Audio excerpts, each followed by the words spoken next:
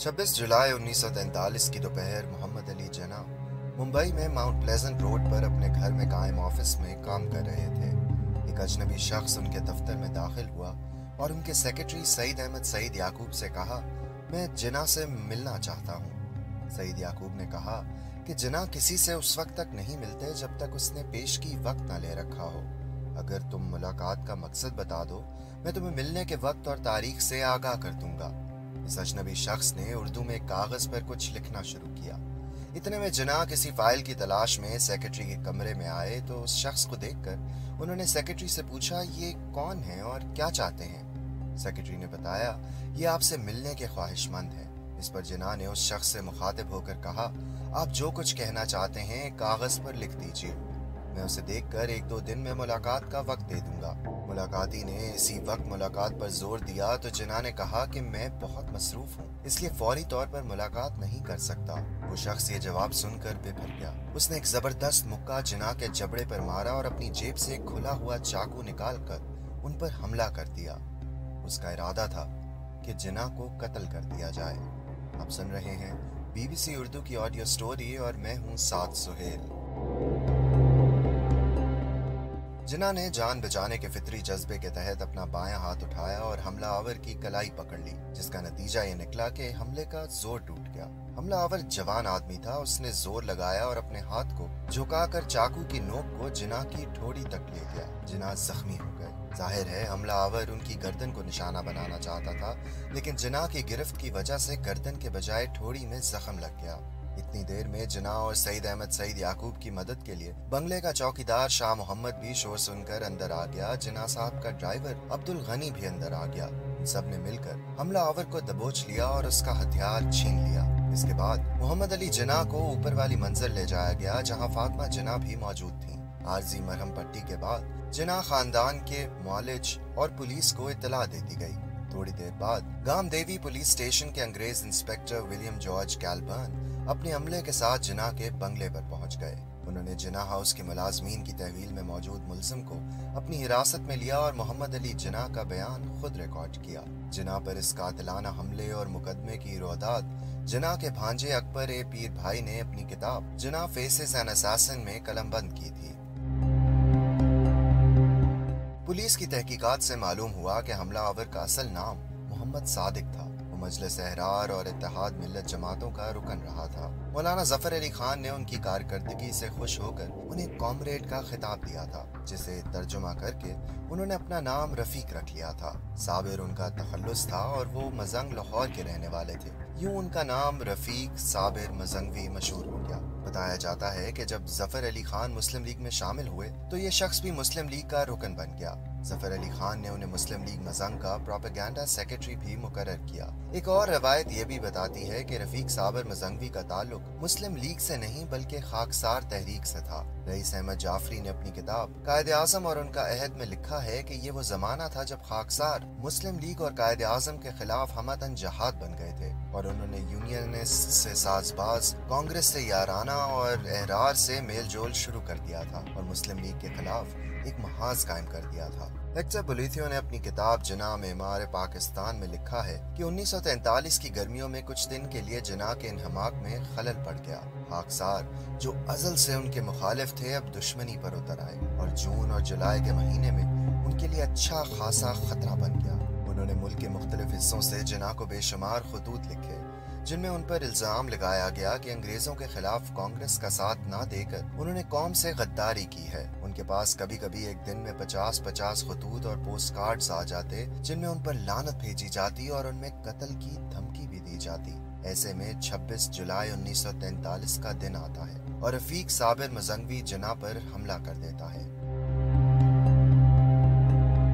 रफीक साबिर मजंगवी 6 जुलाई को मुंबई आए, जहां उन्होंने हाजी इस्माइल हाजी हबीब ट्रस्ट के मुसाफिर खाने में कयाम किया।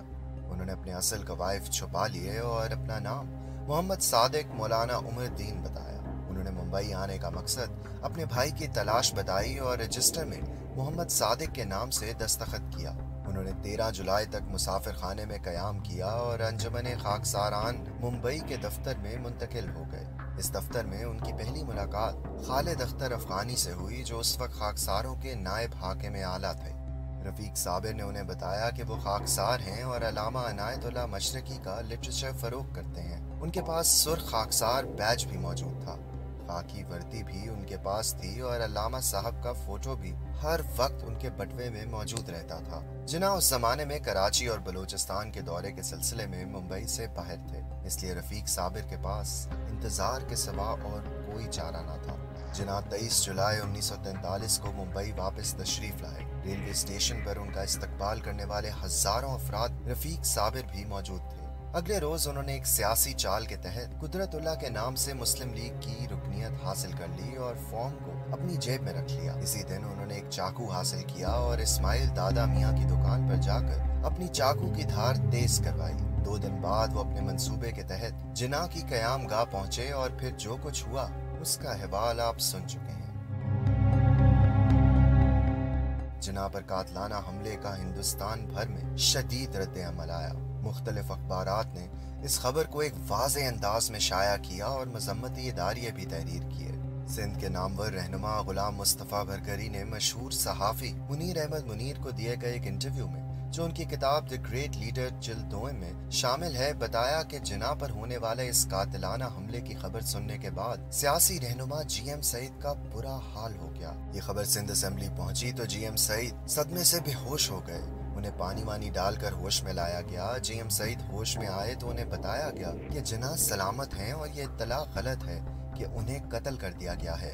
इससे अंदाजा लगाया जा सकता है कि GM सईद को उस जमाने में जिन्ना से कैसी अकीदत थी। खालिद अख्तर अफानी ने अपनी किताब हालात कायदे आज़म में लिखा है कि जिन्ना पर हमले की खबर बिजली की तरह पूरे इंडिया में फैल गई। अगले दिन अखबारात में अल्लामा मशरकी का एक बयान शाया हुआ, जिसमें अल्लामा साहब ने रफीक साबिर के मुतालिक लिखा कि वो खाकसार नहीं। खालिद अफानी लिखते हैं कि आज जबकि हम अल्लामा साहब के चुंगल से छुटकारा हासिल कर सके हैं, अब आकर मालूम हुआ कि रफीक साबिर के खाकसार होने के बावजूद अल्लामा साहब ने यह बयान क्यों दिया था। अगर उनमें सियासी बसीरत होती तो वो कह सकते थे कि ये एक फर्द का कसूर है और फर्द का कसूर जमात का कसूर नहीं हुआ करता।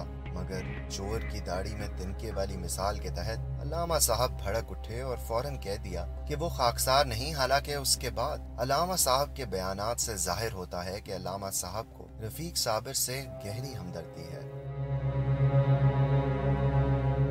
कातिलाना हमले में महफूज रहने के बाद जिन्ना ने फौरी तौर पर एक अखबारी बयान जारी किया, जिसमें उन्होंने कहा कि अगरचे ये एक सोचा समझा मंसूबा था, लेकिन अल्लाह के फजलो करम से मुझे कोई शदीद जख्म नहीं आया। मैं इस वक्त ज्यादा कहना नहीं चाहता हूँ, लेकिन मुसलमानों से पुरअमन रहने की अपील करता हूँ। हमें शुक्र अदा करना चाहिए कि मैं मौजाना तौर पर बच गया, लेकिन मुझे शदीद अफसोस है कि ये बुज़दिलाना हमला एक मुसलमान ने किया था।